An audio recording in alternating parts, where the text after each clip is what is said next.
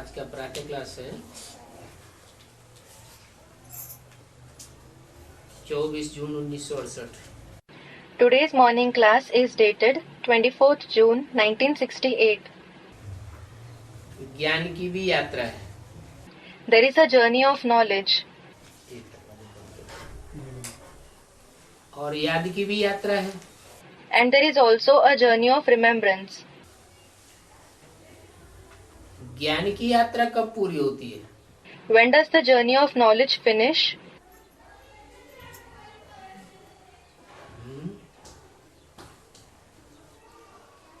और याद की यात्रा कब पूरी होती है?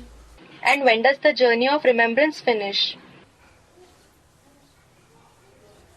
ज्ञान की यात्रा तब पूरी होती है जब हमारी आत्मा के अनेक जन्मों के पार्ट खुल जावे। The journey of knowledge ends when the parts of many births of our soul are revealed. हम आत्मा पार्टधारी है ना। We souls are actors, aren't we? तो रंगमंच पर स्टेज पर पार्ट बजाने वाला पार्टधारी अपने पार्ट को भूल जाए So, if an actor who plays his part on the stage forgets his part, तो उसे बेवकूफ कहेंगे, he will be called a fool. ज्ञानी तो नहीं कहेंगे। He will certainly not be called knowledgeable. ज्ञानी माने जानकार, Knowledgeable means informed. जाननहार तब कहें जब अच्छे से अपना पार्ट याद करके प्ले करे। He will be called Jananhar, meaning the one who knows when he remembers his part well and plays it. और हम आत्मा हैं। And we are souls. आत्मा अनेक जन्म लेती है, अनेक चोले बदलती है। A soul has many births. It changes costumes many times, जैसे रंगमंच पर चोले बदले जाते हैं, just as they change their costume on a stage. कपड़े बदलते हैं ना, They change their clothes, don't they? ऐसे ही हम आत्मा 84 जन्मों में 84 चोले बदलते हैं और पार्ट बजाते हैं। Similarly, we souls have 84 different costumes in 84 births and play our parts. कब कहाँ पार्ट बजाते रहते हैं। We keep playing our parts, sometimes at some place and sometimes at other places. तो पार्ट की स्मृति हम आत्मा में आनी चाहिए ना। So, we souls should remember our part, shouldn't we? तो कहेंगे ज्ञान पूरा हुआ, Then it will be said that the knowledge is complete. यात्रा पूरी हुई। The journey has ended. ऐसे याद की भी यात्रा है। Similar is the case of the journey of remembrance. जब 63 जन्मों के सारे पाप कर्म दग्ध हो जाएंगे, When all the sinful actions of the 63 births are burnt, भस्म हो जाएंगे याद की यात्रा से, when they are burnt into ashes through the journey of remembrance, तो हमको याद करने में तकलीफ होगी। फिर then will we face any difficulty in remembering? आत्मिक स्थिति में स्थित होने में कोई तकलीफ होगी ना। Will there be any problem in becoming constant in the soul conscious stage? नहीं होगी। No. क्यों? Why? अभी तकलीफ इसलिए होती है कि 63 जन्मों का जो हिसाब किताब जुड़ा हुआ है वो रील में घूम रहा है। Now we face difficulties because the reel of the karmic accounts of the 63 births is revolving. चाहे याद की यात्रा से वो हिसाब किताब पूरा हो, Whether those karmic accounts are cleared through the journey of remembrance, चाहे बीमारी आदि कर्म भोग से वो हिसाब किताब पूरा हो, और चाहे धर्मराज की सजाओं से वो हिसाब किताब पूरा हो, or through karmic sufferings like diseases etc., or through the punishments of Dharmaraj, the Chief Justice. हिसाब किताब पूरा हुआ 63 जन्मों का, तो आत्मा अपनी जगह स्थिर हो जाएगी। As soon as the karmic accounts of the 63 births are cleared, the soul will become constant in its place. स्मृति पक्की हो जाएगी। ये है याद की यात्रा पूरी हुई। The awareness of the soul will become firm. That will mean the completion of the journey of remembrance. तब हम अपने को कहाँ महसूस करेंगे? Then, where will we experience ourselves to be? आत्मिक स्थिति में रहने वाला इस 5 तत्वों की दुनिया से परे अपने को महसूस करेगा। Someone who remains constant in the soul conscious stage will experience himself to be beyond this world of the 5 elements. मूल वतन में महसूस करेगा। He will experience being in the soul world. सदैव अव्यक्त स्टेज बनी रहेगी। His avyakt stage, meaning subtle stage, will remain constant. और ज्ञान की यात्रा? And what about the journey of knowledge? वो है वैकुंठ वतन की यात्रा। That is a journey to the abode of heaven. मनन चिंतन मंथन बुद्धि में चलता है नई दुनिया का, When the thinking and churning about the new world takes place in the intellect, तो ज्ञान की यात्रा कहेंगे, याद की यात्रा कहेंगे? then will it be called the journey of knowledge or the journey of remembrance? क्या कहेंगे? What will it be called? ज्ञान की यात्रा कहेंगे। It will be called the journey of knowledge. तो गोया तुम दोनों यात्राओं पर हो। So, it is as if you are on both the journeys. अब ये तो बच्चे जानते हैं हमको पढ़ाने वाला ईश्वर है। Well, the children know that the one who teaches us is God, Ishwar. क्या? What? साधारण शासन करता पढ़ाने वाला नहीं है। Our teacher is not an ordinary ruler. Ishwar.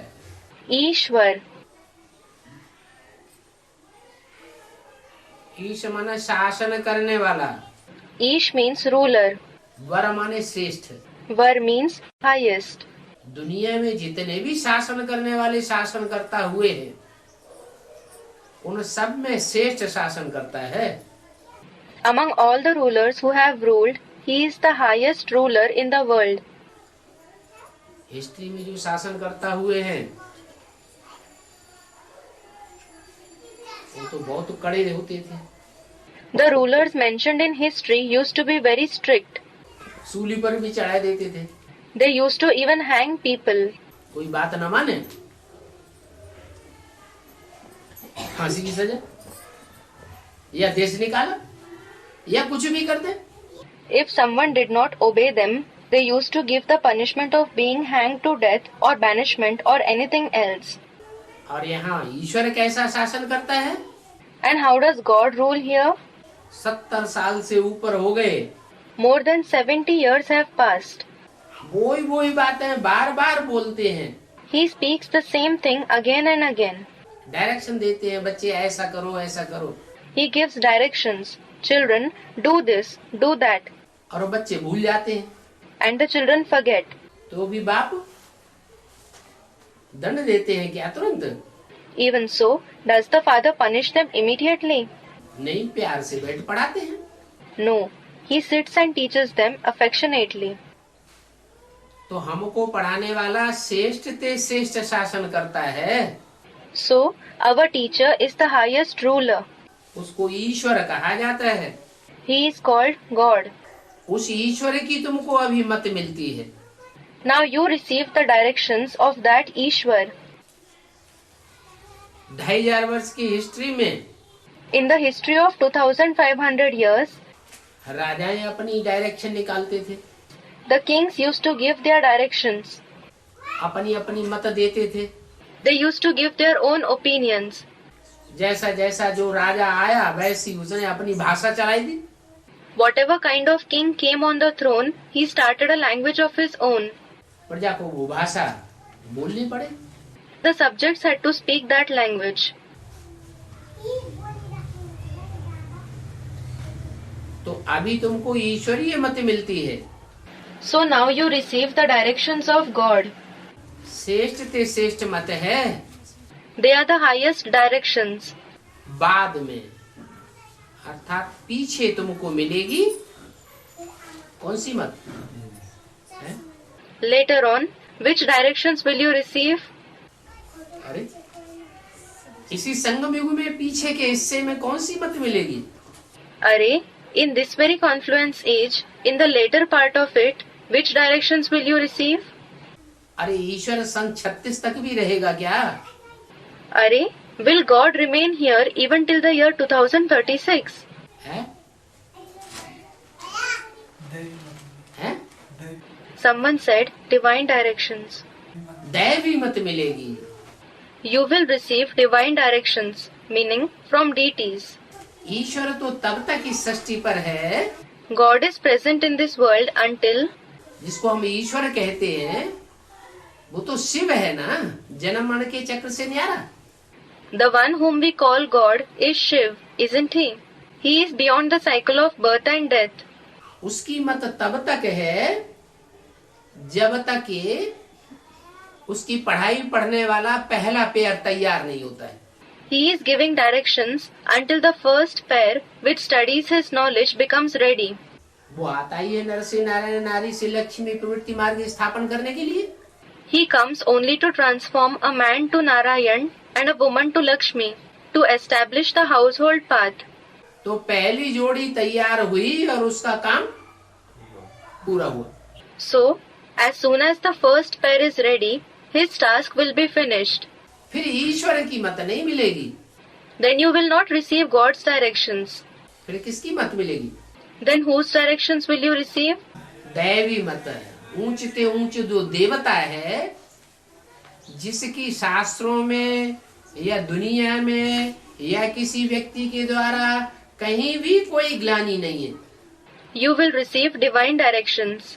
You will receive the directions of the highest deity who has not been defamed in the scriptures or by any person in the world. नहीं तो दुनिया में हर मनुष्य की ग्लानि होती है. Otherwise, every human being in the world is defamed. अरे ईश्वर है ऊंचते ऊंच, Are, God is the highest. तो अपना पहला पहला जो वारसदार बनाएगा वो ऊंचते ऊंच बनाएगा या नीचे बनाएगा? So, will the first heir that he makes be the highest or will he be low? ऊंचते ऊंच वारसदार बनाता है. He makes the highest heir. वो है नारायण. He is Narayan. इसलिए मुरली में बोला है, सबसे अच्छा सहज पुरुषार्थ है नारायण को याद करना. That is why it has been said in the Murli, the best and easiest Purusharth, spiritual effort is to remember Narayan. क्यों? Why? जैसे शिव का काम है, Just as the task of Shiv. इस सृष्टि पर शिव का क्या काम है? What is Shiv's task in this world? है? Someone said, to purify the sinful. उसके लिए क्या करता है? What does he do for that? पतित से पावन बनाने वाली बात तो बाद में. The question of transforming sinful into pure arises later on. क्या शिफ्ट है उसके अंदर विशेष जो पतितों को पावन बनाए लेता है? What special quality does he possess so that he purifies the sinful? हैं? सदैव निराकार वो तो है, सदैव निराकार तो है, पढ़ाई पढ़ाता है. Someone said he is always incorporeal. Yes, that is indeed correct. He is certainly always incorporeal. Someone said he teaches knowledge. He teaches knowledge. उसके पास और कोई प्रॉपर्टी नहीं है.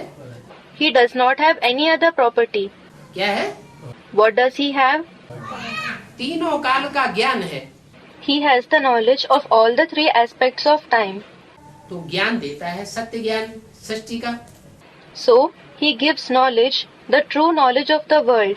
और उस ज्ञान को लेने वाला जो है अव्वल नंबर निकलता है, उसका नाम पड़ता है शास्त्रों में काम के आधार पर.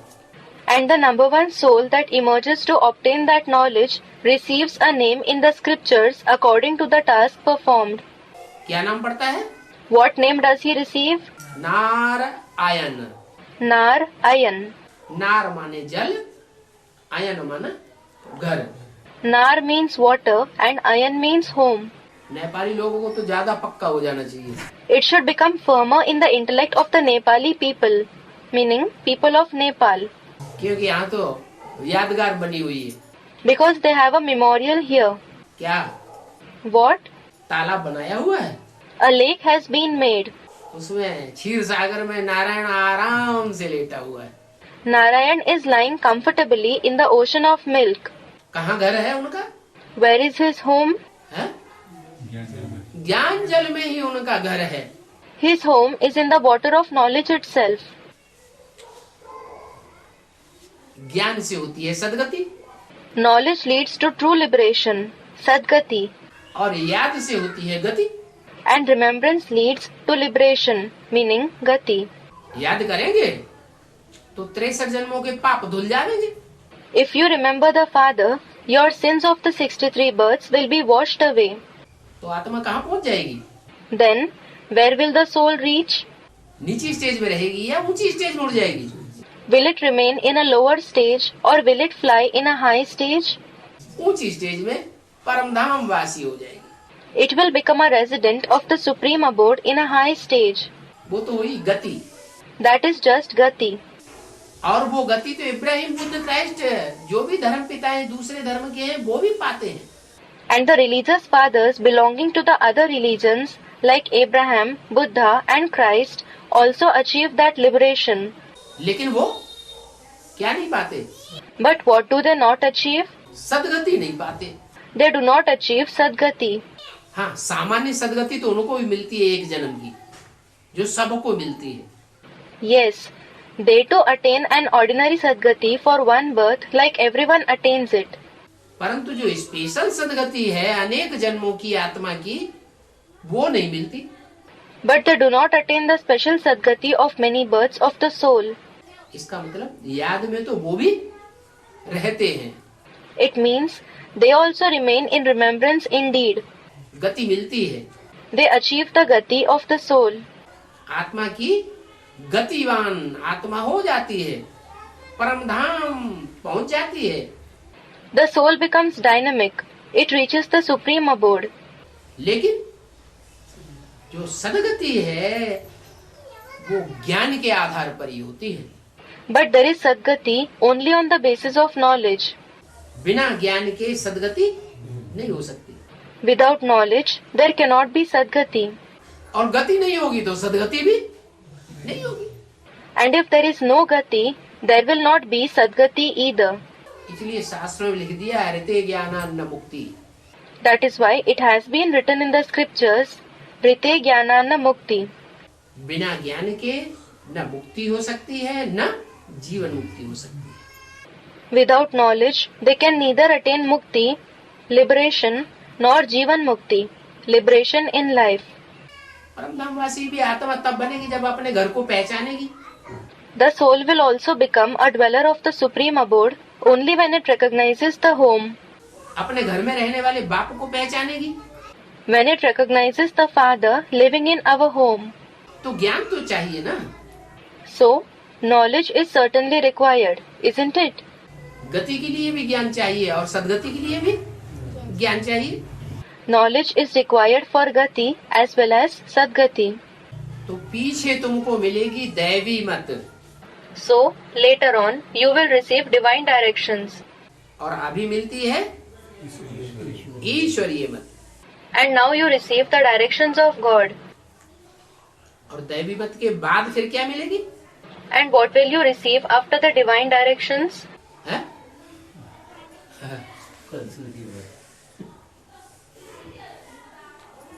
अगर देवताओं की मत के बाद भी कहीं अटक गए, If you become entangled somewhere even after receiving directions from the deities, और दैवी मत से बिछुड़ गए,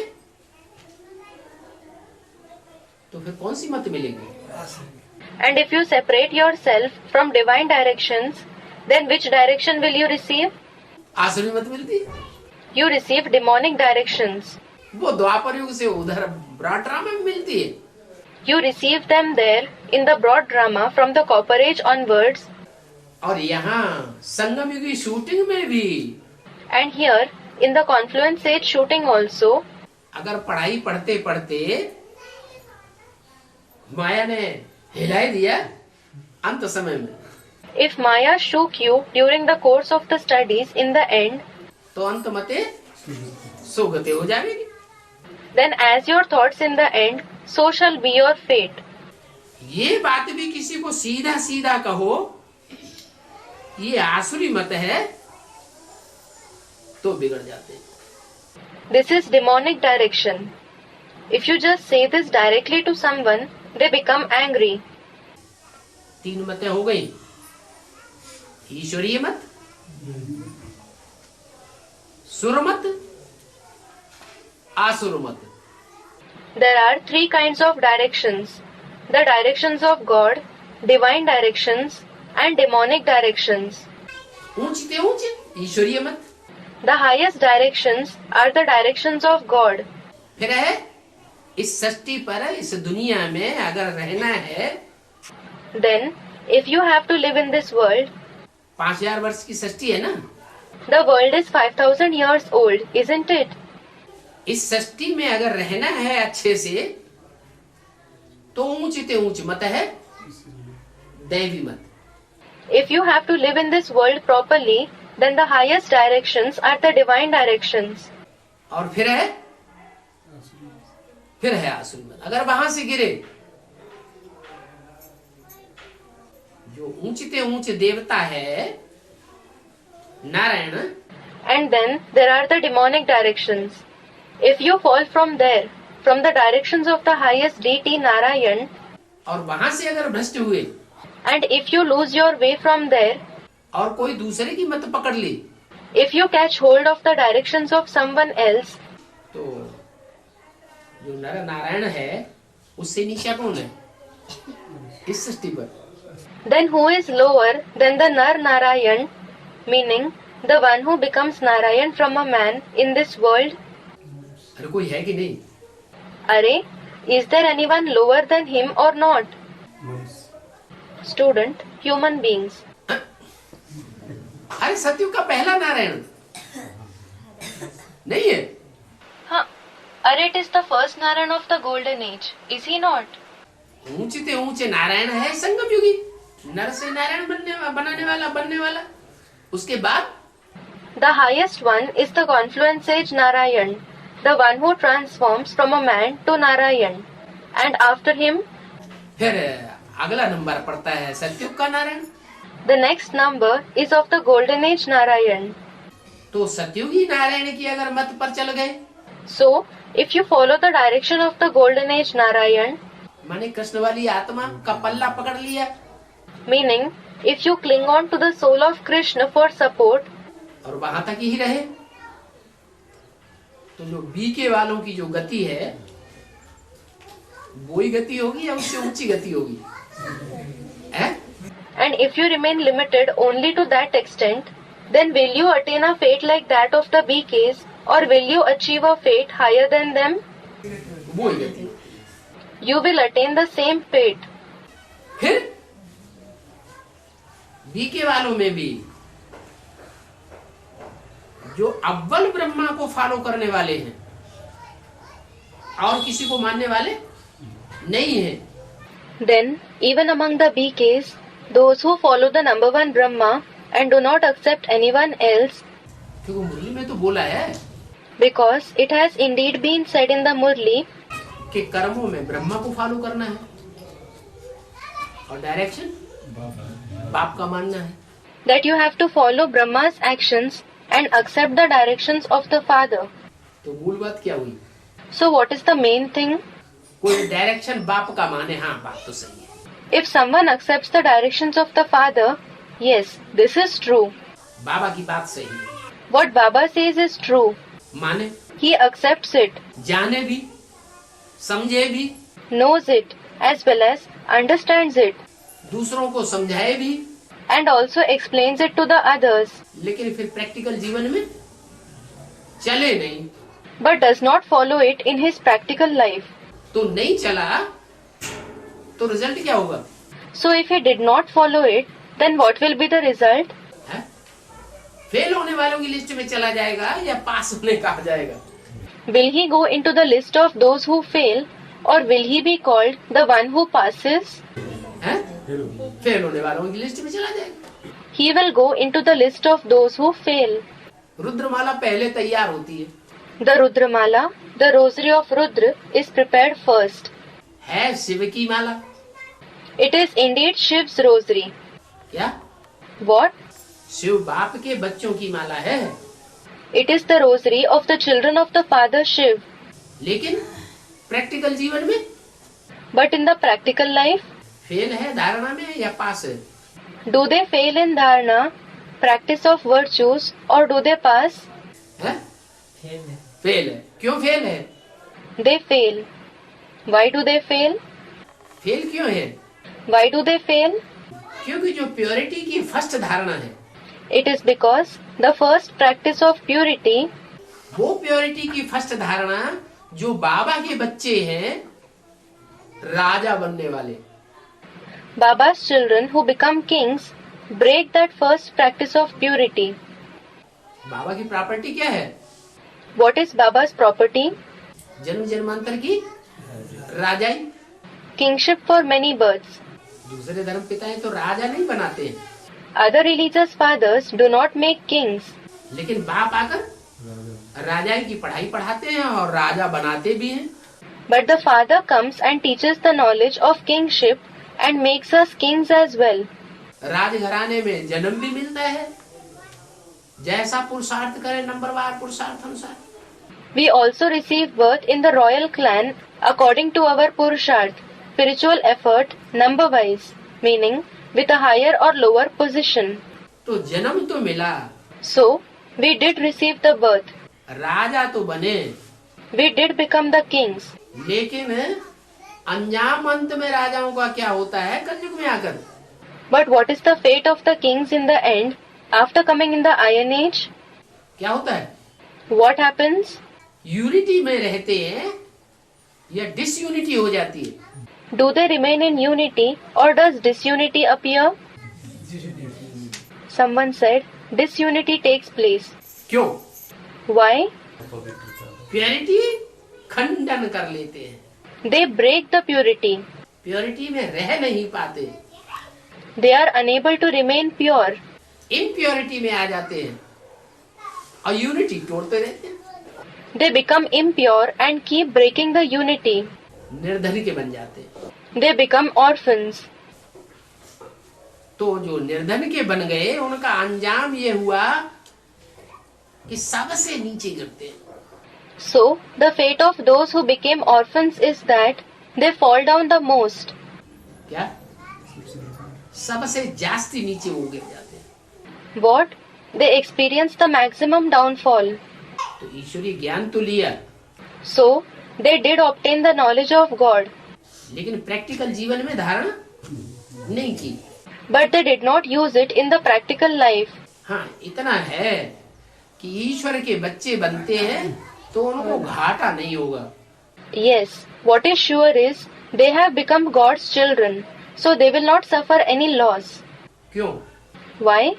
इसलिए घाटा नहीं होगा कि ईश्वर जो आकर के प्रवृत्ति मार्ग की स्थापना करके जाता है। They will not suffer a loss because God comes and establishes the household path. और जो धर्म पिताएं हैं वो सब निवृत्ति मार्ग वाले हैं, While all the other religious fathers belong to the path of renunciation. क्या? What? प्रवृत्ति मार्ग वाले नहीं है। They do not belong to the household path. अच्छा, ब्रह्मा कौन से धर्म की स्थापना करता है? Acha, which religion does Brahma establish? है? ब्राह्मण धर्म की स्थापना करता है। He establishes the Brahmin religion. जो ब्राह्मण धर्म ब्रह्मा के द्वारा स्थापन हुआ उसे प्रवृत्ति मार्ग वाला कहेंगे। Will the Brahmin religion established through Brahma be said to be of the household path? प्रवृत्ति मार्ग वाला तो दिखाई नहीं पड़ता। It certainly does not appear to be of the household path. प्रवृत्ति मार्ग वाला ब्रह्मा भी नहीं है, Brahma himself does not belong to the household path. और इब्राहिम बुद्ध क्राइस्ट को तो बात छोड़ो, Leave aside the other religious fathers like Abraham, Buddha, Christ. जब ब्रह्मा ही प्रवृत्ति मार्ग वाला नहीं है When Brahma himself does not belong to the household path, और बाप प्रवृत्ति मार्ग स्थापन करके जाते हैं, And when the father establishes the household path before going, तो जो ज्ञानी आत्माएं हैं, रुद्रमाला के मणके हैं, वो कन्विंस कर लेते हैं। then the knowledgeable souls, the beads of the Rudramala, convince them. किनको? Whom? जो ब्रह्मा के पक्के पक्के फॉलोअर हैं। Those who are the firm followers of Brahma, पवित्रता को प्रैक्टिकल जीवन में अपनाने वाले हैं, भले प्रवृत्ति में नहीं है। those who adopt purity in their practical life, although they do not have a household. सारी ब्रह्मा कुमारियां सन्यासी हैं, यह प्रवृत्ति में है। Are all the Brahma Kumaris sannyasis or householders? Practical जीवन क्या कहता है? What does their practical life indicate? हैं? सन्यासी है। They are sannyasis. तो उन सन्यासियों में पावर है या नहीं है? So, do those sannyasis have power or not? Purity की पावर तो है। They do have the power of purity. दुनिया के सारे काम प्योरिटी से होते हैं। All the tasks of the world are accomplished through purity. अब उन्हें प्योरिटी की सच्ची परिभाषा नहीं मालूम है। Now, they do not know the true definition of purity. अंधे हैं। They are blind. तो एक कहानी बनी हुई है अंधे और लंगड़े की। So, there is the story of a blind and a lame person. रुद्रमाला के बच्चे जो बाप के बच्चे हैं, तो वो प्योरिटी के लंगड़े हैं। The children of the Rudramala, who are the father's children, are lame in the subject of purity. और जो ब्रह्मा के बच्चे हैं, वो ज्ञान के अंधे, फर्स्ट क्लास बच्चे। And Brahma's children are blind in the subject of knowledge. They are first class children. हैं first class, They are indeed first class. लेकिन आंखों के But what about their eyes of knowledge? आंखों के अंधे हैं। They are blind with their eyes of knowledge. तो दोनों का मेल कराए देते हैं। So, he enables the meeting of both of them. Shiv बाबा की युक्ति क्या है? What is Shiv Baba's tactic? दोनों का भले रुद्रमाला पहले तैयार होती है, सफल नहीं होती है, Both, although the rosary of Rudra is prepared first, it does not succeed. लेकिन दोनों का मेल कराए देने से क्या होता है But what happens when both of them are united is कि लंगड़ा जो है वो अंधे का सहयोग ले लेता है, that the lame person takes the support of the blind person, अंधा लंगड़े का सहयोग ले लेता है। and the blind person takes the help of the lame person. लंगड़ा चल ही तो नहीं सकता प्योरिटी में, It is just that the lame person cannot walk on the path of purity, लेकिन रास्ता तो बता सकता है। but he can definitely show the path. और अंधा, And what about the blind person? अंधा देख ही तो नहीं सकता, The blind person just cannot see, लेकिन सारा वजन जो लंगड़ा है उसका उठा तो सकता है। but he can definitely carry the entire burden of the lame person. तो सारा वजन वो ब्रह्मा को फॉलो करने वाले जो फर्स्ट क्लास हैं, विजय माला की मण के, So, the first class souls who follow Brahma, the beads of the rosary of victory, carry the entire weight. ऐसे तो ब्रह्मा को फॉलो करने वाले इस्लामी बौद्धिक क्रिश्चियन भी हैं। In a way, there are also the Islamic people, Buddhists, Christians among the root souls who follow Brahma. BK में बहुत भरे पड़े हैं, There are many such souls among the BKs, लेकिन वो फर्स्ट क्लास फॉलोअर ब्रह्मा के नहीं है। but they are not the first class followers of Brahma. तो जो फर्स्ट क्लास फॉलोअर है विजय माला, वो आधार ले लेती है। So, the first class followers of the Vijay Mala take the support. किसका? Whose? ज्ञानियों का। Of the knowledgeable ones. जब तक ज्ञानियों का आधार न ले, Until he takes the support of the knowledgeable ones, तब तक अंधा अपनी मंजिल को पूरा नहीं कर सकता। the blind person cannot reach his goal. और लंगड़े भी जब तक उन अंधों को सपोर्ट न करें, तब तक वो विषय वैतरणी नदी पार नहीं कर सकते। And until the lame ones support the blind ones, they cannot cross the river of vices either. तो ये ड्रामा में नूद है So it is fixed in the drama कि दोनों का मेल कराते हैं बाबा, और काम सफल हो जाता है। That Baba enables the union of both of them and the task becomes successful. हाँ, इतना अंतर जरूर पड़ता है Yes, there is certainly this difference कि जो ज्ञानी तू आत्मा है वो मुझे विशेष प्रिय है। that the knowledgeable souls are especially dear to me. ये नहीं कहा पवित्र आत्मा मुझे विशेष प्रिय है। It has not been said the pure souls are especially dear to me. क्या What? अब प्योरिटी की तो बड़ी महिमा है। Purity is praised a lot. Purity के बगैर दुनिया में कोई काम होता ही नहीं। No task at all in the world is accomplished without purity. अभी भी जो दुनिया चल रही है वो किस बात के आधार पर चल रही है? Even now, on what basis is today's world working? अभी भी कहीं न कहीं प्योरिटी है तो दुनिया चल रही है। Even now there is purity somewhere or other, which is why the world is functioning. अच्छा चलो दुनिया की बात छोड़ो, ब्राह्मणों का बेसिक संगठन कैसे चल रहा है? Acha, leave the outside world. How is the gathering of the Brahmins in the basic knowledge functioning? है? ब्रह्मा के कोई न कोई ऐसे फॉलोअर हैं जो प्योरिटी में बड़े पक्के हैं। There are some or other followers of Brahma who are very firm in purity. कुछ भी नहीं है अब सिवाय भक्ति मार्ग के आडंबर के। Otherwise, there is nothing but the show of the path of bhakti among them now. कहाँ? Where? ब्राह्मणों की बेसिक दुनिया में। In the world of the basic knowledge Brahmins. लेकिन फिर भी एक अंश मात्र आत्माएं ऐसी हैं जरूर जो प्योरिटी में ब्रह्मा की पक्की फॉलोअर है। But even so, there is a minute percentage of souls which are firm followers of Brahma in purity. इसलिए संस्था बड़े मजे में चल रही है। That is why the institution is working very smoothly. जो रुद्रमाला के मणके हैं उनको तो लोड़े आ रहे हैं The beads of the Rudramala are suffering a loss, लेकिन वो बड़े मजे में चल रहे हैं। but they, the BKs, are progressing comfortably. तो इससे क्या साबित हुआ So what does it prove? कि दुनिया का हर काम प्योरिटी से संपन्न होता रहता है। That every task of the world is accomplished through purity. लेकिन फिर भी बाबा का क्या कहना है?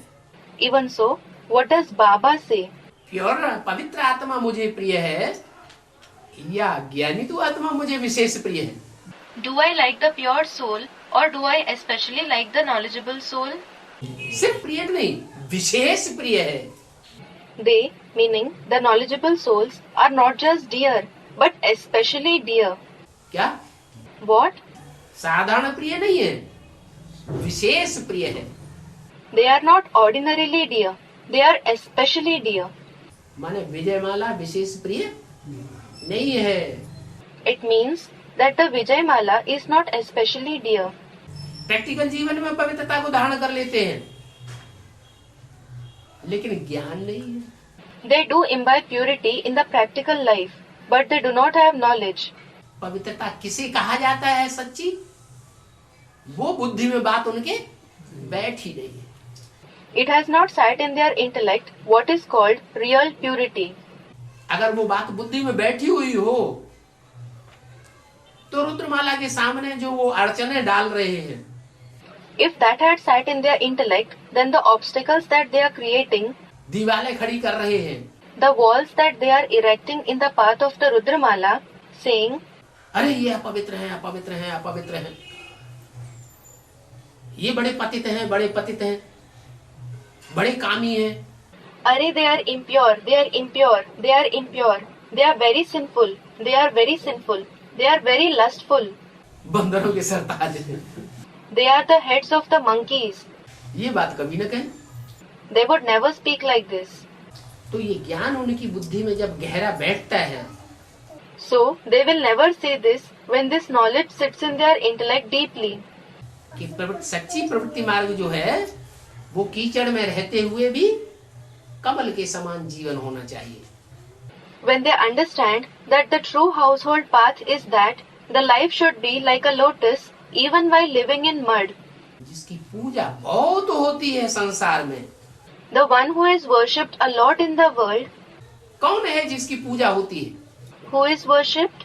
पूजा का आधार क्या होता है? What is the basis of worship? Purity. Purity. इस संसार में ऐसा कौन है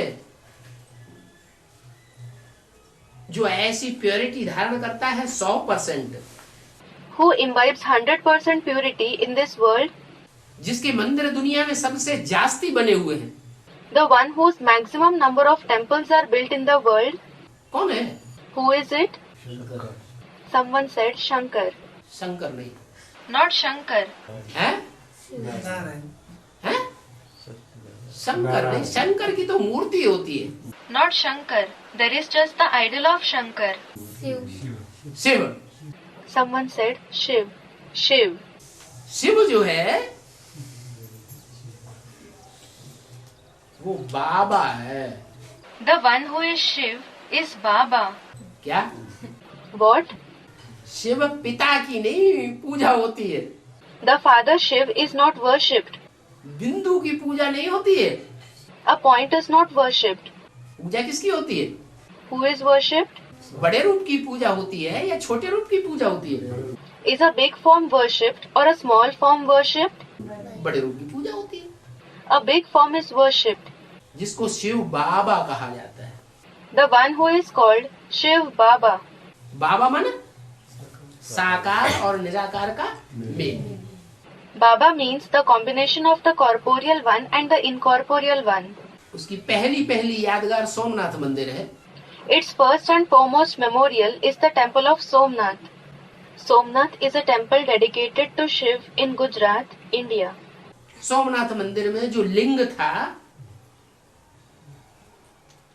वो लिंग है साकार की यादगार। The ling, oblong stone worshipped in all India, in the temple of Somnath, is a memorial of the corporeal one. और जो उसमें हीरा जड़ा हुआ था बिंदु रूप, वो किसकी यादगार? And whose memorial is the diamond which was engraved on it like a point? Shiv ज्योति बिंदु की यादगार। It is a memorial of the point of light Shiv. अब बिंदी की पूजा तो हो नहीं सकती। Well, a point cannot be worshipped. बिंदी की कैसे पूजा करेंगे?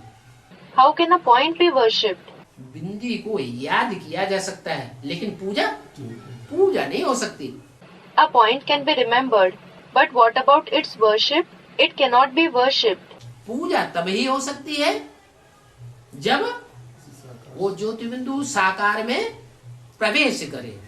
It can be worshipped only when that point of light enters the corporeal one. तो जिस साकार में प्रवेश करता है वो अपनी इंद्रियों को निराकारी स्टेज में थमाई लेता है।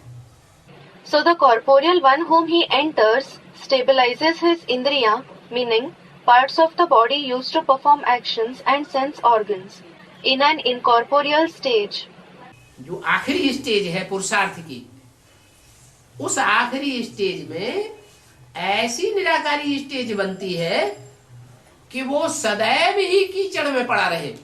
In the last stage of Purusharth, he attains such incorporeal stage that even if he always remains in mud, तो भी उसकी बुद्धि, मन बुद्धि रूपी आत्मा है ना, his intellect, the soul is in the form of the mind and the intellect, isn't it?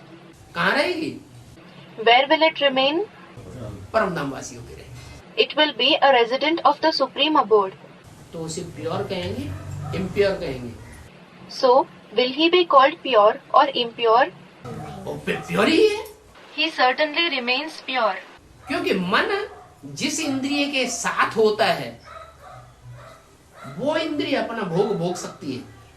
Because the indriya to which the mind remains attached, that indriya can enjoy its pleasure. मन अगर साथ नहीं है तो इंद्रिय अपना भोग नहीं भोग सकती। If the mind is not attached to the indriya, then that indriya cannot enjoy pleasure. ऐसे अक्सर अनुभव किया होगा।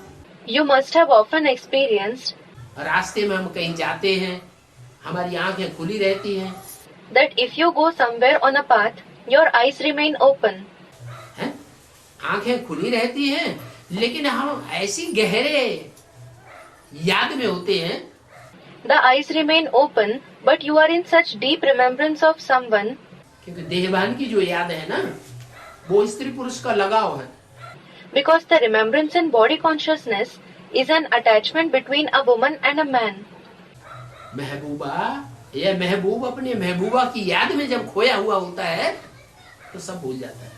When a lover is lost in the thoughts of his beloved, he forgets everything. आंखें खुली हुई हैं, रास्ता चलता जाता है, उससे पूछा जाता है तुम्हारी आंखों के सामने कौन कौन गुजर गए. The eyes are open. He keeps walking on the path. If he is asked, who passed before your eyes? तो बताता है? Does he say it? नहीं बता पाता. क्यों नहीं बता पाता? He is unable to say it. Why is he not able to say it? क्योंकि मन महबूबा में लगा हुआ था.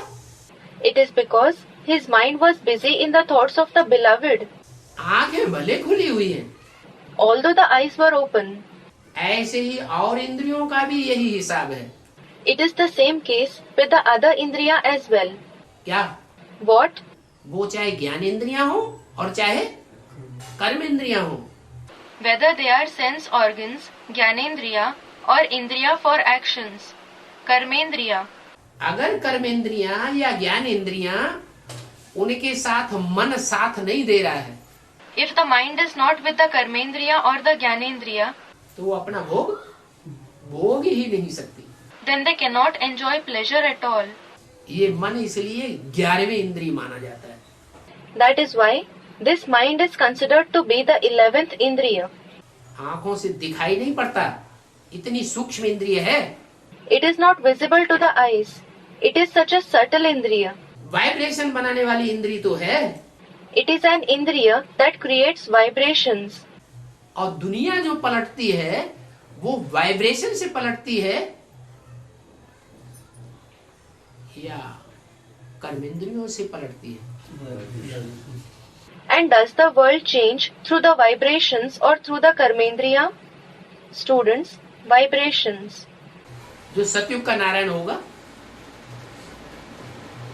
वो वाइब्रेशन को पलटने वाला नहीं होगा. The Narayan of the Golden Age will not change the vibrations. क्या? What? उसके द्वारा जो सृष्टि चलेगी, लक्ष्मी वो राधा कृष्ण का जो जन्म होगा वो वाइब्रेशन से होगा या दृष्टि से होगा. Will the progeny born through him, will Radha and Krishna who are born through him be born through vibrations or through vision? सतयुग का पहला Narayan, The first Narayan of the Golden Age, उसमें कौन सी ताकत होगी जो राधा कृष्ण का जन्म देगा? through which power will he give birth to Radha and Krishna? नहीं. Someone said, through vibrations. No. Vibration की ताकत होती तो लक्ष्मी नारायण के चित्र में नीचे देखो, राधा कृष्ण एक दूसरे को देख रहे हैं या सामने है उनकी नजर. If he had the power of vibrations, then look at the lower portion of the picture of Lakshmi Narayan. Are Radha and Krishna looking at each other or are they looking straight? है? दृष्टि से देख रहे हैं. They are looking at each other. अगर नहीं देखे तो सृष्टि पैदा नहीं कर सकते. If they do not look at each other, they cannot reproduce. यानी जो दृष्टि है, जो वाइब्रेशन बनाने वाली चीज है, दृष्टि, वो भी उनकी संपूर्ण नहीं है. It means that their vision, which creates vibrations, is not perfect. आंखों से अंधा आदमी हो जाए तो देख सकेगा? Will a person be able to see through the eyes if he becomes blind? नहीं देख सकेगा. He will not be able to see. आंखों का सुख नहीं ले सकता. He cannot enjoy the pleasure of sight. तो आंखें जो हैं उनके साथ मन जरूर चाहिए. So, the mind is certainly required along with the eyes. भले आंखें अति सूक्ष्म हैं. Although the eyes are very subtle, आंखों के लिए खास बोला है. it has especially been said for the eyes. क्या? What? दृष्टि अगर पावन हो जाए तो फिर और क्या चाहिए? If the vision becomes pure, then what else is required? आंख जो है वो पतिति भी बनाती है बहुत, और आंख पावन भी बहुत बनाती है. ताकत बहुत है. The eyes make us very sinful, and the eyes also make us very pure. There is a lot of power in them. लेकिन फिर उसके साथ अगर मन नहीं है तो आंख भी बेकार हो जाती है. But if the mind is not with them, the eyes will become a waste. तो ये जो पावर है मन की वाइब्रेशन बनाने की पावर ये सारी दुनिया को चेंज करती है। This power of the mind, the power to create vibrations, changes the entire world. सारी दुनिया कैसे चेंज होगी? वाचा से चेंज नहीं होगी। How will the entire world change? It will not change with words. दृष्टि देने लेने से चेंज नहीं होगी। It will not change through the exchange of drishti, meaning looking at each other. कैसे चेंज होगी? How will it change? है? 5 तत्व कैसे चेंज होंगे? How will the 5 elements change? 5 तत्वों को तो दृष्टि होती ही नहीं है। The 5 elements do not have eyes. ये जानवर, ये कीड़े मकोड़े, चलो इनको आंखें तो होती है, लेकिन क्या ये बैठ के दृष्टि लेंगे? These animals, these worms and insects have eyes, but will they sit and take drishti? ये तो दृष्टि नहीं लेंगे। They will not take drishti. जानवर बुद्धि है, They have an animal's intellect. वो कैसे दृष्टि लेंगे? How can they take drishti? फिर वो चेंज कैसे होंगे? Then how will they change? हैं? वाइब्रेशन से चेंज होंगे। They will change through vibrations. मन एकाग्र अगर हो जाए तो सारी इंद्रियों को कंट्रोल कर सकता है। If the mind becomes focused, it can control all the indriya. इसलिए बाबा ने सीधा ही उपाय बता दिया। क्या? That is why Baba has given a simple idea. What? उल्टा पलटा लटकने की जरूरत नहीं है हठ योगियों की तरह। There is no need to hang upside down like the Hatha Yogis. Hatha Yogis are people who perform yoga by doing tough asanas, meaning physical postures. एक टांग पर खड़े होने की जरूरत नहीं है। There is no need to stand on one leg. उल्टा लटकने की जरूरत नहीं है। There is no need to hang upside down. हठ योगी क्या करते रहे? शरीर की इंद्रियों को कंट्रोल करते रहे, आसन लगाते रहे, प्राणायाम कराते रहे, या उन्होंने मन को कंट्रोल करना सिखाया? What have the Hatha Yogis been doing? They have been controlling the karmendriya. They have been doing asanas. They have been doing pranayam, meaning breathing exercises. Or did they teach how to control the mind? वो मन बुद्धि का रूप ही नहीं जानते। They do not know the form of the mind and intellect at all. मन बुद्धि का जो रूप है वो बाप ने आकर के बताया। The father came and told us about the form of the mind and intellect. मन बुद्धि को ही आत्मा कहा जाता है। The mind and intellect itself is called the soul. बाप ने बताया ये मन बुद्धि जो है वो तुम्हारी ज्योति बिंदु है, आत्मा है। The father has said that your mind and intellect is a point of light, a soul. Gita में उसके लिए बोला अणुअणियान समनुस्मरेते है। It has been said in the Gita about this. Anoraniyan samanusmaredyah. अणु से भी अणु रूप है। Its form is subtler than even an atom. मन बहुत सूक्ष्म है। The mind is very subtle. तो मन बुद्धि की जो पावर है उसको अगर एकाग्र कर लिया जाए तो वाइब्रेशन की पावर आ जाती है। So, if the power of the mind and intellect is focused, we get the power of vibrations. ऐसी पावर आ जाती है कि आदमी अगर उस स्थिति में टिक जाए तो संकल्प मात्र किया और काम सिद्ध हुआ। We get such power that if a person becomes constant in that stage, then as soon as he creates a thought, the task will be accomplished. उसको कहते हैं संकल्प सिद्धि। It is called the success of thoughts. क्या की सिद्धि? The success of what? संकल्पों की भी सिद्धि हो जाती है। The thoughts do succeed. कोई काम हो दुनिया का फट से होगा। Any task of the world will be accomplished immediately. लेकिन किसके द्वारा होगा? But who can accomplish it? उसी के द्वारा होगा जिसने अपनी काम इंद्रियों को पूरा कंट्रोल कर लिया हो। It can be accomplished only through that person who has controlled his organ of lust completely. नहीं तो काम इंद्रिय का स्वभाव क्या है? Otherwise, what is the nature of the organ of lust? खास करके पुरुषों की काम इंद्रिय तो कंट्रोल होती ही नहीं। Especially, the organ of lust of the men does not come under their control at all. पुरुषों के लिए बाबा ने क्या बोल दिया? What has Baba said for men? है? सारे पुरुष दुर्योधन दुशासन में। क्यों?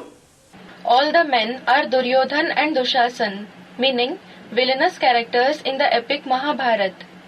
Why? क्यों दुर्योधन है? Why are they Duryodhan? क्यों दुष्ट युद्ध करने वाले? Why do they wage a wicked war? क्यों दुष्ट शासन करने वाले? Why are they Dushasan, meaning those who rule in a wicked way? प्यार का शासन नहीं कर सकते? Can't they rule with love? प्यार से किसी को बस में नहीं कर सकते? Can't they control someone with love? नहीं कर सकते। They cannot. काम जीते जगत जीत कहा जाता है। It is said that the one who gains victory over lust conquers the world. ये काम की जो इंद्रिय है मनुष्यों के अंदर, देवताओं में नहीं होती है। This organ of lust in human beings is not present in the deities. किसमें होती है? In whom is it present? मनुष्य में होती है। It is present in the human beings. ये काम इंद्रिय को अगर जीत लिया तो समझो सारे संसार को जीत लिया। If you gain victory over this organ of lust, then you can think that you have conquered the entire world. और इस कार्य में और जो देवताएं हैं 33 करोड़, वो 100% सफल कोई भी नहीं हो पाते। And in this task, the other 33 crore, meaning 330 million deities, are unable to become 100% successful. चाहे अष्ट देव ही क्यों न हो, लेकिन 100% सफल नहीं होते। Be it the 8 deities, they are unable to become 100% successful. एक ही है जिसका नाम शिव के साथ जोड़ा जाता है। There is only one being whose name is attached to Shiv. कौन है? Who is it? शंकर पार्टधारी है। It is the actor Shankar. उसका नाम शिव के साथ क्यों जोड़ा गया, औरों का नाम क्यों नहीं जोड़ा गया? Why has his name been joined with Shiv, and why was others' name not joined with his name? कि उसने अपनी काम इंद्रियों को बाप की याद में पूरा कंट्रोल किया। It is because he controlled his organ of lust completely in the remembrance of the Father. इसलिए वो जो शरीर है उसकी मूर्ति तो नहीं बनाई गई। That is why an idol of that body is not prepared. जिसके मंदिर हो दुनिया में सबसे जास्ती, The one whose temples are found the most in the world. मूर्तियां तो बहुत थोड़ी है ना। Idols are very few, aren't they? मूर्तियों के मंदिर थोड़े हैं या लिंग के मंदिर ज्यादा हैं? Are there fewer temples with idols, or are there more temples of the ling? लिंग के मंदिर ढेर सारे हैं, विदेशों में भी मिल रहे हैं। There are numerous temples of the ling. They are being discovered even in the foreign countries. मूर्तियां, शंकर की मूर्ति के मंदिर बहुत कम है। As regards the idols, there are very few temples of the idols of Shankar.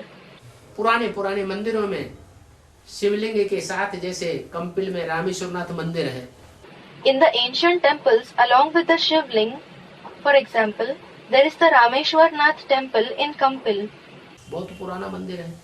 It is a very old temple. उसमें शिवलिंग भी रखा हुआ है और शंकर की मूर्ति भी पहले रखी हुई थी। The Shivling is placed in it, and the idol of Shankar was also placed earlier. अब नहीं है।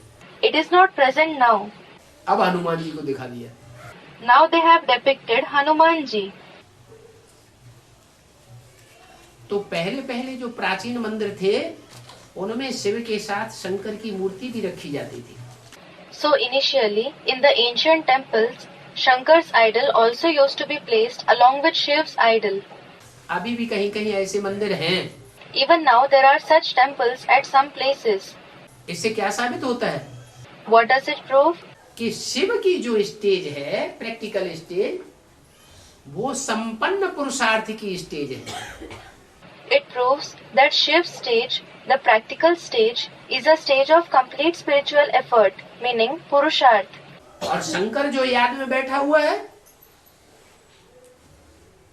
वो संपन्न पुरुषार्थ की स्टेज है या अधूरे पुरुषार्थ की स्टेज है? Whereas Shankar, who is sitting in remembrance, Is it a stage of complete Purusharth or a stage of incomplete Purusharth? अरे याद में क्यों बैठा हुआ है? Arey, why is he sitting in remembrance? हाँ? याद में बैठा हुआ है इसका मतलब है अपने से ऊंचे को याद कर रहा है. He is sitting in remembrance. It means that he is remembering someone higher than him. उससे भी ऊंचा कोई है. There is someone higher than even him. बाप समान तो नहीं बना. He has not become equal to the Father. कौन? Who? शंकर याद में बैठा है इसका मतलब बाप समान नहीं बना. Shankar, he is sitting in remembrance. It means that he has not become equal to the Father. बाप समान जब बन जाए तो नारायण नाम संसार में प्रत्यक्ष हो जाता है. When he becomes equal to the Father, then the name Narayan is revealed in the world. इसलिए बोला कि शिव बाबा को याद करना फिर भी कठिन है. That is why it has been said, still it is difficult to remember Shiv Baba. बहुत से लोग कहते हैं हमें बाबा का चेहरा ही भूल जाता है. Many people say, we forget Baba's face itself. अरे आंखों से देखी हुई चीज कैसे भूल जाती है? Arey, how do they forget something seen through the eyes? क्यों भूल जाती है? Why do they forget it? 63 जन्मों का हिसाब किताब है ही नहीं. There is no karmic accounts of the 63 births at all with Baba. 63 जन्मों में जो आत्माएं ज्यादा संसर्ग संपर्क में आई होंगी, संबंध में आई होंगी, उनको ज्यादा याद रहेगा, या जो संपर्क संबंध में आई नहीं होंगी उनको ज्यादा याद रहेगा. Will the souls who might have come more in contact, connection, in relationship during the 63 births remember him more, or will those who have not come in contact and connection at all remember him more? है? जो ज्यादा संपर्क संबंध में आई है तो उनको जरूर याद रहेगा. Those who have been more in contact and relationship will certainly remember him. तो ये हिसाब किताब है कि बहुत से ऐसे कहते हैं. So, it is due to their karmic accounts that many people say, कि हम शिव बाबा को याद तो करते हैं, पहले के मुकाबले हमारी याद सहज तो हो गई है. we do remember Shiv Baba. When compared to earlier times, our remembrance has indeed become easier. Brahma Kumari आश्रम में जब चलते तो बिंदु को याद करना बताते थे, वो तो कठिन लगता था. When we used to go to the Brahma Kumari ashram, they used to tell us to remember the point. We certainly used to find it difficult. ज्यादा टिक ही नहीं पाते थे. We were unable to become constant in remembrance as much. अभी टिकते तो हैं लेकिन बाबा का साकार चेहरा याद नहीं रहता. Now we do become constant in remembrance, but we do not remember the corporeal face of Baba. तो उसका मूल कारण ये हुआ पूर्व जन्मों का हिसाब किताब. So, the main reason is the karmic accounts of the past births. अब जिनको जास्ती याद रहता है इससे क्या हिसाब किताब साबित होता है? Well, those who remember more, what kind of karmic account does it prove to be? कि पूर्व जन्मों का हिसाब किताब उनका अच्छा है. It proves that their karmic accounts of the past births are good. खराब नहीं है. They are not bad. तो वो जो शख्सियत है, So, regarding that personality, मुकर्रर रथ, the permanent chariot, उसका आखिरी स्टेज का पुरुषार्थ ऐसा हो जाता है his Purusharth in the last stage becomes such कि 16,000 गोपियां भी दिखाई हो. that even 16,000 gopis have been depicted with him. शास्त्रों में तो कृष्ण का नाम डाल दिया Krishna's name has been inserted in the scriptures. और कृष्ण की तो बात है ही नहीं But this is not at all Krishna. कि कृष्ण को 16,000 रानियां थी. Krishna had 16,000 queens. ये तो वास्तव में शिव के पार्ट की बात है It is actually about Shiv's part. कि वो कीचड़ में ही पड़ा रहे तो भी मन बुद्धि से उपराम स्टेज में रहता है. That even if he lies in mud, meaning a vicious atmosphere, he remains in a detached stage through the mind and intellect. इसलिए पूजा होती है. That is why he is worshipped. तो पूजा ये निवृत्ति मार्ग की है या प्रवृत्ति मार्ग की है? So, is this worship a worship of the path of renunciation, Nivritti Marg, or of the household path, Pravritti Marg? है? जो मंदिरों में पूजा शिव की दिखाई गई है वो प्रवृत्ति मार्ग की पूजा है या निवृत्ति मार्ग की पूजा है?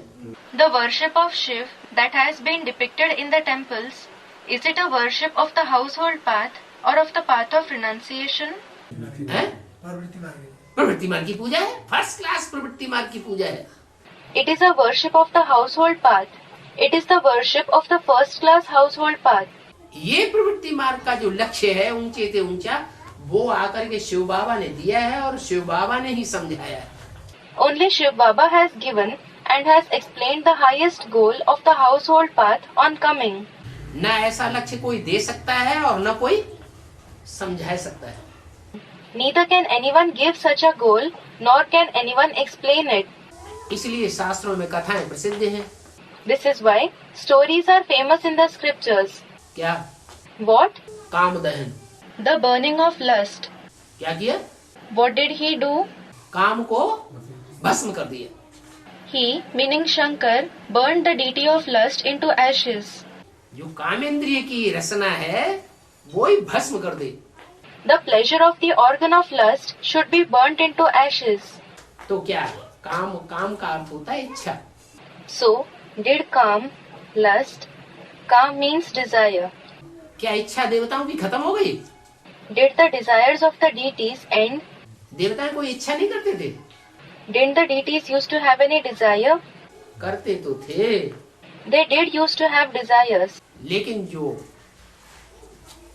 साकार रूप में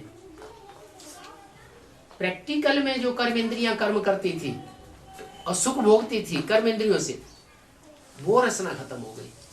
But the karmendriya that used to perform actions in the corporeal form, in practice, and the pleasures that they used to enjoy through the organ of lust, those pleasures ended. इसलिए कह दिया होय है काम अनंग। That is why it has been said, होय है कामानंग. काम देवता तो रहेगा लेकिन अंग रहित रहेगा। The deity of desire, Kamdev, will indeed exist, but it will be without the organ of lust. देवताओं का अंग वो, कामेंद्रिय का अंग वो काम नहीं करेगा। That organ of the deities, that organ of lust will not work. मार नहीं करेगा। It will not attack. मनुष्यों से और देवताओं से यही खास अंतर होता है। This alone is the special difference between the human beings and the deities. मनुष्यों का कामेंद्रिय का अंग मार करता है, अगर संसर्ग संपर्क में आएगा तो छोड़ेगा नहीं। The organ of lust of the human beings attacks. If it comes in contact or connection with another body, it will not spare it. और देवताएं? And what about the deities? संसर्ग संपर्क में भी आते हैं, संबंध में भी आते हैं। They also come in contact and connection. They come in relationship too. नजदीक भी रहते हैं। They also live close. लेकिन कामेंद्रिय को जो अंग है वो मार करता ही नहीं, उसके ऊपर देवताओं का पूरा कंट्रोल हो जाता है। But the organ of lust does not attack at all. The deities have complete control over it. और उनको सुर कहा जाता है। And they are called Sur. क्या? What? सुर में सुर मिलाते हैं एक दूसरे के। They are in tune with each other. उनका सुर बेसुरा नहीं होता है। They are not out of tune. जो एक कहेगा वो ही सब कहेंगे। Whatever someone says, everyone else will say the same thing. Narayan के प्रतिकूल कोई भी जा ही नहीं सकता। Nobody can go against Narayan at all. एक मत, एक राज्य, एक भाषा होगी। There will be one direction, one kingdom, one language. तो बताया कि श्रेष्ठ ते श्रेष्ठ है मत ईश्वर की। So it was said that the most righteous directions are of God. और वो ईश्वर जो है वो भी साकार में आके मत देता है या बिंदी बन के मत देता है? And does he come and give directions by coming in a corporeal form, or does he give directions as a point? है? साकार में आके मत देता है। Student, corporeal. He comes in a corporeal form and gives directions. भले साकार का पुरुषार्थ पूरा हुआ हो या न हुआ हो। Although the corporeal being may or may not have completed his purusharth. तो भी मत देता है। Yet he, meaning Shiv, gives directions through the corporeal. लेकिन जो दैवीय मत है श्रेष्ठ ते श्रेष्ठ, उसमें शिव नहीं होता, ईश्वर गॉड फादर नहीं होता। But when the most elevated divine directions of the deities are given, Shiv, God, God the Father is not present. तो सबसे पीछे की मत है आसुरी मत। So, the last, meaning lowest directions are the demonic directions. परंतु किसी को अगर ये कहेंगे तुम्हारी आसुरी मत है, तो बिगड़ जाएंगे। But if anyone is told your directions are demonic, then they will become angry. देवता तो कोई बना ही नहीं है जो कहे दैवी मत।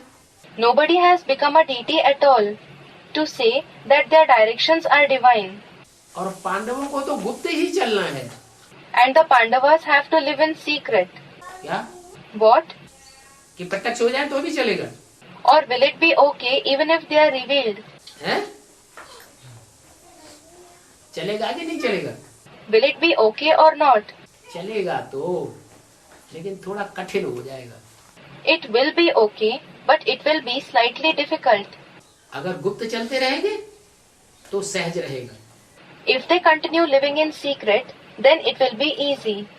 जितना ज्यादा अपने को प्रत्यक्ष करेंगे, मान मर्तबा में आकर के कोई प्रत्यक्ष कर देते हैं ना, The more they reveal themselves, some people reveal themselves by accepting respect and position, don't they? उतना कठिनाई बढ़ती चली जाएगी। The difficulties will continue to increase to the same extent.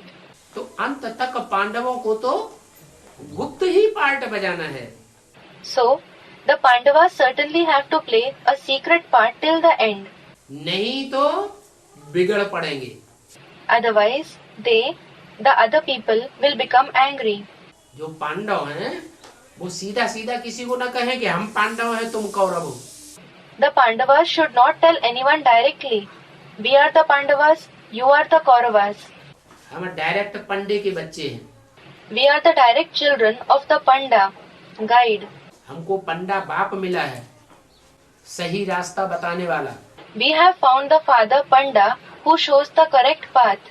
सही ठिकाने पर जो ऊंचे ऊंचे तीर्थ स्थान है उस स्थान पर ले जाने वाला हमको पंडा बाप हमें मिला हुआ है। We have found the guide father who takes us to the correct destination, the highest pilgrimage center. तुमको नहीं मिला हुआ है, तुम कौरव हो हम पांडव हैं। You have not found him. You are the Kauravas and we are the Pandavas. अरे तुम पांडव बने रहो, लेकिन मुख से बोलने की प्रत्यक्ष करने की दरकार क्या है? Arey, you do remain the Pandavas. What is the need to speak through the mouth or to reveal the self? गुप्त रखेंगे तो नहीं चलेगा। Will it not be okay if you keep yourself secret? और अच्छा चलेगा। It will work in a better way. तो किसी को बिगड़ने का मौका हम क्यों दें? So, why should we give a chance to anyone to lose his temper? ऐसा तो कोई नहीं चाहता कि हमारा कौरवों का और यादवों का पार्ट हो, हमारा असुरों का पार्ट हो। Nobody wishes to play the role of a Kaurav or a Yadav or demon. कोई चाहता है? Does anyone wish to play such roles? सब चाहते हैं कि हम भी देवता बने, स्वर्ग में जाएं, स्वर्ग के नाम से ही, पैराडाइज के नाम से ही लार टपकती है। Everyone wants to become deities to go to heaven. Everyone's mouth dribbles just by the name of heaven, paradise. तो पांडवों को गुप्त चलना है, नहीं तो बिगड़ पड़ेंगे। So, the Pandavas should live in secret. Otherwise, they will become angry. समझते हैं बड़ा मुश्किल है। They feel it is very difficult to live in secret. तो बाबा कहते हैं कोशिश करके पहले पहले बात बतानी चाहिए बाप की समझाने की। So, Baba says, you should try and tell them about the father's identification first of all. क्या अपने को प्रत्यक्ष नहीं करना चाहिए कि हम पांडव हैं? What? You should not reveal yourself saying that you are a Pandav. हम गॉड फादर के बच्चे हैं direct. You are the direct children of God the Father. क्या कहना चाहिए? What should you say? पहले बाप का परिचय दो। First, give the introduction of the father. बाप का परिचय जब देंगे तो शख्सियत बतानी पड़ेगी या नहीं बतानी पड़ेगी? When you give the introduction of the Father, will you have to tell them about the personality or not? Personality बतानी पड़ेगी ना। You will have to tell them about the personality, won't you? Personality को सिद्ध करना पड़ेगा You will have to prove the personality. कि वो personality कौन है जिसको हिंदू, मुसलमान, सिख, ईसाई सब आदम एडम के रूप में मानते हैं। Which is the personality who is accepted by the Hindus, the Muslims, the Sikhs, the Christians and everyone as Adam. सृष्टि का पहला पुरुष सब मानते हैं। Everyone believes him to be the first man of the world. ये साबित करना है कि ये सृष्टि का पहला पुरुष है। You have to prove that this is the first man of the world. 5000 वर्ष पहले भी ये प्रत्यक्ष हुआ था। He is the one who was also revealed 5000 years ago. भगवान गॉड फादर ने ही आकर के उसको प्रत्यक्ष किया था। God the Father came and revealed him. और अभी भी भगवान आकर के उसकी पहचान हमको दे रहा है। And even now, God has come and is giving us his introduction. अगर ये बात तुमने समझाई ली तो फिर सर्वव्यापी की बात उड़ जाएगी।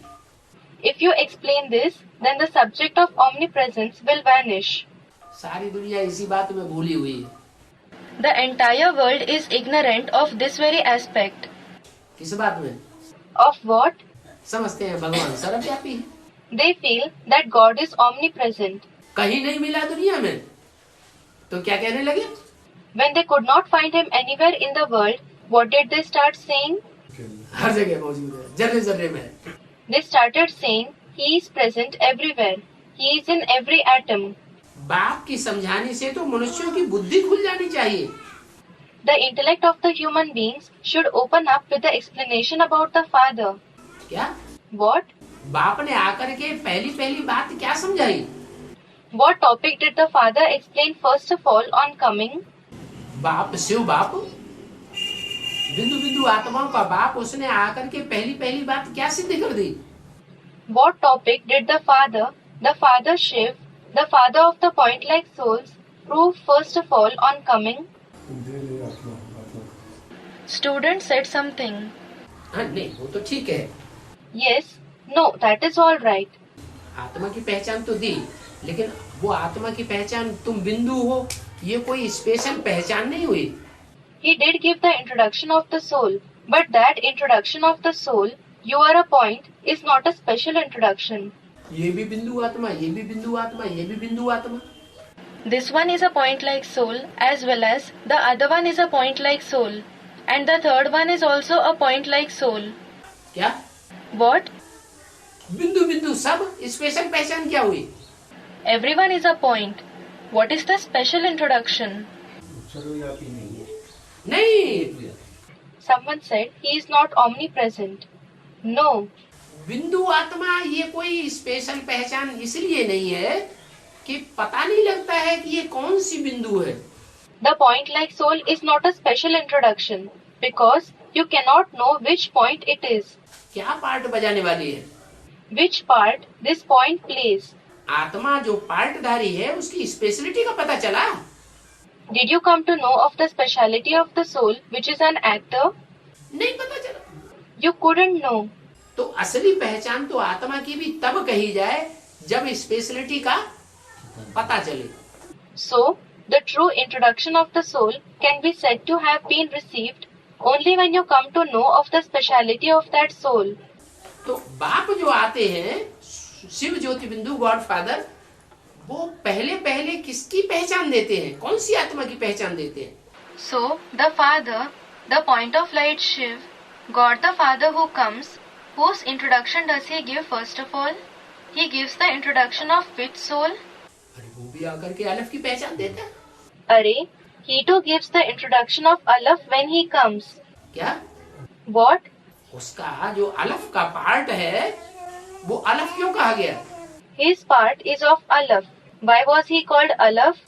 अलफ का पार्ट इसीलिए अलफ कहा गया कि आदि से लेकर के अंत तक, जब तक अंतिम जन्म न आए और माया कड़ा विरोध न करे, तब तक वो खड़ा रहता है। Alaf's part was called Alaf because he remains standing from the beginning to the last birth until his last birth commences and Maya strictly opposes him. मुकाबला करता ही रहता है। He keeps facing them. किसका? Whom?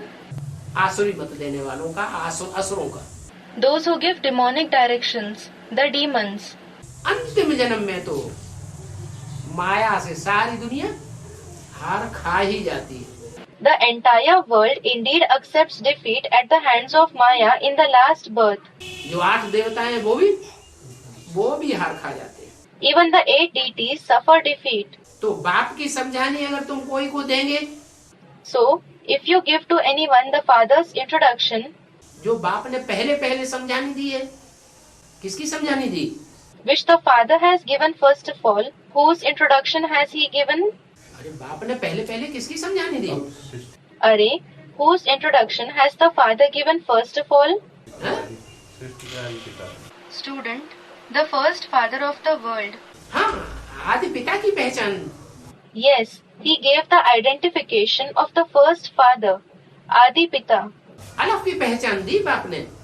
The father gave the identification of Alaf. अलफ की समझानी दी।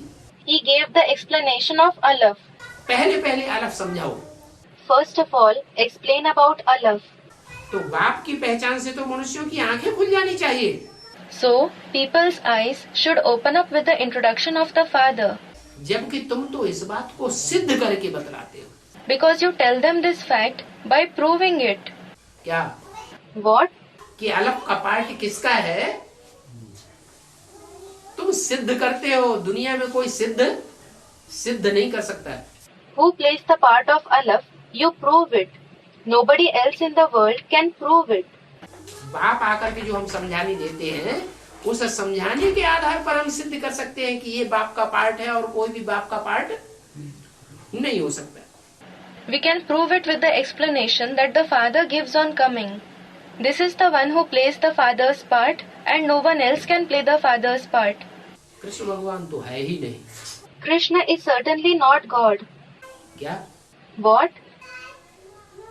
इसको कृष्ण भगवान कह दिया है, वो भगवान तो है ही नहीं। क्यों नहीं है भगवान? The one who has been called God Krishna is certainly not God. Why is he not God? है? कोई कारण होगा कि कृष्ण भगवान नहीं है? There must be some reason for Krishna not to be God. है? कृष्ण भगवान इसलिए नहीं है कि सारी दुनिया की बुद्धि लगनी चाहिए भगवान में।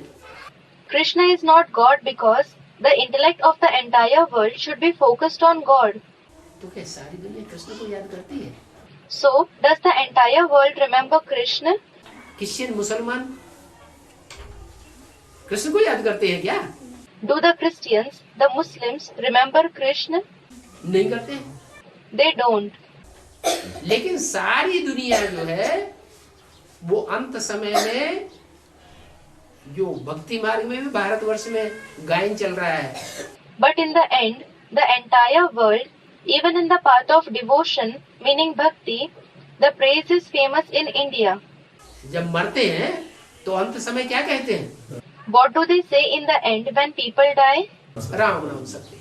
The name of Ram is true. मुसलमान लोग भी राम अल्लाह को मानेंगे, राम जान को।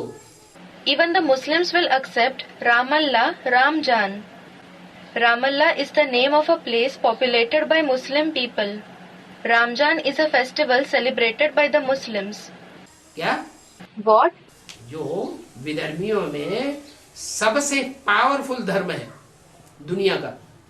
The most powerful religion in the world among the Vidharmis, meaning those who have a religion against the fathers. कौन सा धर्म है? Which religion is it? इस्लाम धर्म। Islam. वो भी राम अल्लाह को मानते हैं, रमजान को मानते हैं। They too believe in Ramallah. They accept Ramjan. यही नाम क्यों दिया? Why did they mention only this name? Krishna अल्लाह क्यों नहीं कह दिया? Why did they not mention the name Krishna Allah? है? कृष्ण जान क्यों नहीं कह दिया? Why did they not call it Krishna Jan? क्यों नहीं कह दिया? Why didn't they say this? क्योंकि कृष्ण की आत्मा के द्वारा ये कार्य होता ही नहीं। It is because this task is not performed through the soul of Krishna at all. Ram वाली आत्मा के द्वारा ही ये कार्य संपन्न होता है। This task is accomplished only through Ram's soul. तो तुम सिर्फ कहते हो शिव भगवान watch. So you just say Shiv Bhagwan Vach, meaning God Shiv speaks. दुनिया में कोई भी शिव भगवान वाच नहीं कहता, कहेंगे कृष्ण भगवान watch. Nobody else in the world says Shiv Bhagwan Vach. They will say Krishna Bhagwan Vach, meaning God Krishna speaks. और तुम कहते हो कृष्ण भगवान वाच नहीं, शिव भगवान watch.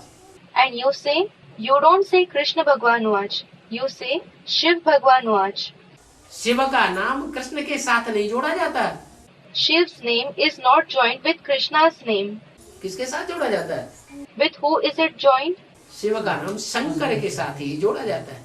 Shiv's name is joined only with Shankar's name. और भक्ति मार्ग में भी कहा है, And in the path of bhakti too, it has been said, और एक गुप्त मत सबे कहूं कर जोर। औरो एक गुप्त मत सबै कहूँ कर जोर, meaning I tell everyone a secret with folded hands. Shankar भजन बिना नर भगत की पावे मोर। Shankar bhajan bina nar bhagat ki pavai more. That a devotee cannot find me without worshipping Shankar. क्या? What? अगर शंकर की भक्ति नहीं की तो भगवान की भक्ति पूरी हो ही नहीं सकती। If you do not perform the bhakti of Shankar, then God's bhakti cannot be said to be complete at all. ये भी कहा है, शिवद्रोही मम दास कहावा। It has also been said, Shiv Drohi Mamadas Kahava, meaning, the one who is hostile towards Shiv cannot be my servant. सो नर सपने मोह न पावा। So nar sapnehu moha na pava. He cannot attain me even in his dreams. जो शिव का द्रोही है वो मेरे को नहीं प्राप्त कर सकता। The one who opposes Shiv cannot meet me. मेरे को माने किसको? Me refers to whom? जो भगवान का साकार पार्ट है उसको प्राप्त ही नहीं कर सकता। He cannot meet the corporeal part of God at all. अगर शिव की ग्लानि करेगा तो If he defames Shiv, तो तुम सिर्फ कहते हो शिव भगवान watch. so you just say Shiv Bhagwan Vach. दुनिया में कोई भी कहता ही नहीं है। Nobody else says this in the world at all. परंतु मनुष्यों की बुद्धि इतनी ठिक्कर भित्तर की बन गई है क्या? But the intellect of the human beings has become such, like a lump of soil, thicker, and like a wall, bhittar, that what? ठिक्कर की बुद्धि माने What does thicker buddhi mean? ठोकर लगे, माया की थोड़ी सी ठोकर लगे और अनिश्चय बुद्धि बन जाते हैं। If they receive a knock, on receiving a small knock from Maya, they have a doubting intellect. जैसे मिट्टी का ढेला होता है ना, उसमें ठोकर लगे तो क्या होता है? बिखर जाता है। Just like there is a lump of mud, isn't there? As soon as it receives a knock, what happens to it? It disintegrates. ऐसी यहाँ ठिक्कर बुद्धि बहुत ढेर के ढेर हैं ब्राह्मणों की दुनिया में। Here, in the world of Brahmins, there are numerous people like that with a thicker-like intellect. एक छोटी मोटी माया की ठोकर लगती है और बिखर जाते हैं और उनको भी कहते हैं भगवान समझ करके बैठ जाते हैं। As soon as they receive a small knock from Maya, they disintegrate, and people call and consider even such ones to be God. उनमें भी समझते हैं शिव बाबा इनमें प्रवेश करता है, संदली पे बैठ के हमको दृष्टि देता है। They feel that Shiv Baba enters even them. He gives them drishti sitting on the sandali. Sandali is the seat on which Baba sits during the class. Shiv बाबा हमको मुरली सुनाता है, Shiv Baba narrates the murli to them. इनकी मत पर चलना है। They have to follow his directions. उनको भगवान समझ के बैठ जाते हैं, गुरु सदगुरु मान लेते हैं। They consider him to be God, the Guru, the Sadguru. भित्तर की बुद्धि है। They have a bhittar-like intellect. भित्तर कहा जाता है भीत, भीत माने दीवाल। Bhittar means bheet. Bheet means wall. क्या? What? कैसी बुद्धि है? What kind of an intellect do they have? जैसे दीवाल होती है कोई के रास्ते में अड़ के खड़ी हो जाती है. For example, if there is a wall, it stands in someone's way as an obstacle. दुनिया की प्रसिद्ध दीवार कौन सी है? Which is the famous wall of the world? चीन की दीवार. The wall of China. क्या? What? और देश की दीवार नहीं, It is not a wall of any other country. चीन की दीवार. It is the wall of China. ये चाइना ऐसा देश है कि अभी तक तो क्रिश्चियंस ने जीत पा ली होती सारी दुनिया के ऊपर. China is such a country that without it, the Christians would have conquered the entire world. लेकिन दीवार बन के खड़ी हो गई. But it stood like a wall in their way. माया भी ऐसी ही है. Maya is also like that. कैसी? How? कि भगवान की पहचान के रास्ते में दीवार बन के खड़ी हो जाती है. It stands in the way of the introduction of God like a wall. न खुद समझती है न दूसरों को भगवान की पहचान समझने देती है. Neither does she herself understand, nor does she allow others to understand the introduction of God. तो मनुष्यों की बुद्धि ऐसी भीतर की है जो सहज बात भी उनकी बुद्धि में नहीं बैठती. So, the intellect of the human beings is like a wall. Even something easy does not sit in their intellect. क्या क्या सहज बात? What? Which easy topic? कि भगवान एक व्यापी रहे तो फायदा है या सर्वव्यापी रहे तो फायदा है. That, is it beneficial if God is ekvyapi, present in one human being, or if he is sarvavyapi, omnipresent? एक व्यापी रहने से तो याद किया जा सकता है. He can be remembered if he is ekvyapi. और सर्वव्यापी होगा तो बुद्धि का हाल क्या होगा? And if he is omnipresent, what will be the condition of the intellect? बिखर जाएगी या स्थिर रहेगी, एकाग्र होगी. Will it scatter or will it remain constant? Will it remain focused? सोचना चाहिए हमारा प्यार किससे है. You should think, whom do we love? एक से प्यार करना सहज है या अनेकों से प्यार करना सहज है? Is it easy to love one being or is it easy to love many? एक ऊंचते ऊंच अगर पहचान में आ जाए तो प्यार ऊंचते ऊंच साबित हो जाएगा. If we recognize the one who is the highest of all, then the love will be proved to be the highest of all. मिट्टी से तो प्यार नहीं होता. We certainly don't have love for the soil, meaning body. आत्मा इस शरीर में से निकल जाती है तो शरीर क्या हो जाता है? When the soul departs from this body, what does the body become? मिट्टी हो जाता है. It becomes soil. फिर कोई उससे प्यार करता है? Then does anyone love it? है? कोई कोई हुए भी है दुनिया में से क्या? There also have been some people like that in the world. What? कि महबूबा उनकी मर गई फिर वो देह से जाकर के प्यार कर लेते हैं. That if their beloved died, they love her dead body. लेकिन वो स्थायी नहीं होता. But the love is not permanent. क्या? What? आखिर बुद्धि में बैठना ही है कि ये तो मिट्टी है. It has to ultimately sit in the intellect that it is soil. ये कोई चैतन्य नहीं है, ये सुख देने वाला नहीं है. It is not a living thing. It is not going to give any happiness. इससे तो दुख ही मिलेगा. It will give only sorrow. महीने 2 महीने में तो उसमें सड़ान इतनी ज्यादा बढ़ जाएगी, कीड़े बढ़ जाएंगे, भाग जाएगा. Within a month or two, it will be so decayed, worms will proliferate so much in it that he, the one who loved the corpse, will run away. तो मिट्टी से प्यार नहीं होता है. प्यार किससे होता है? So, there cannot be love for the soil. Whom do we love? है? आत्मा से प्यार होता है. आत्माओं में भी जानवरों कीड़े मकोड़ों से थोड़े ही कोई प्यार करता है.